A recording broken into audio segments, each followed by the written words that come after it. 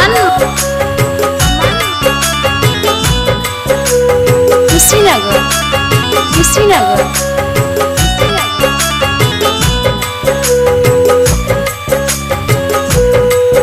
Mix बार चंदन भाई इतना गुनाह जानू हमर न रहे जितना तू हमारा के सजा हो दिहलो। इतना गुनाह जानू हमर न रहे जितना तू हमारा के सजा हो दिहलो।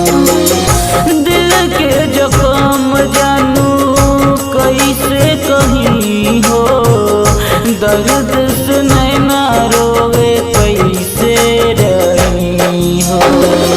इतना गुनाह जानू हमर न रहे जितना तू हमरा के सजा हो दिहलो।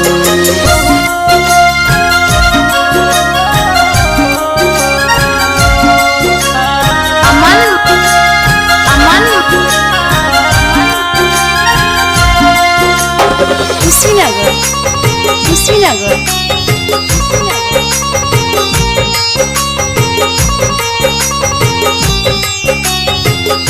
Sabrang digital recording studio Sangram.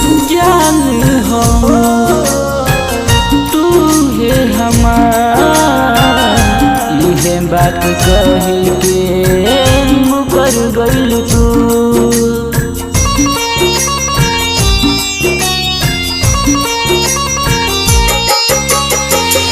जान हो तू है हमार ये बात कही के मुकर गइल तू। सोची सोची अखिया से नीर हमरा बहे, दिल टूट गए फिर भी बेवफा न कहे।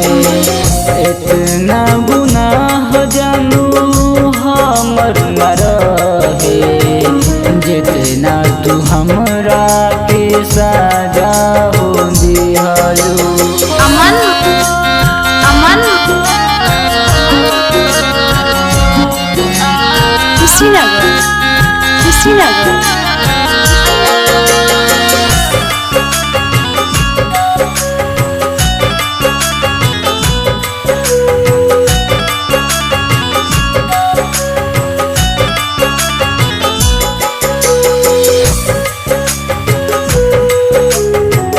सबरंग डिजिटल रिकॉर्डिंग स्टूडियो संग्राम।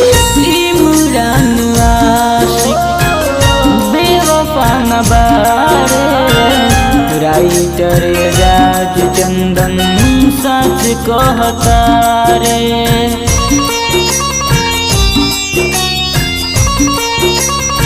हो इमरान आशिक बेवफा न बारे, इरफान चंदन सच कहता रे।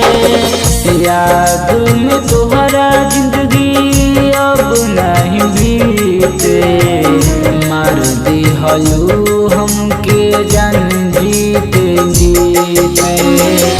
इतना गुनाह जानू हमर न रहे जितना तू हमरा के सजा हो दिहलो।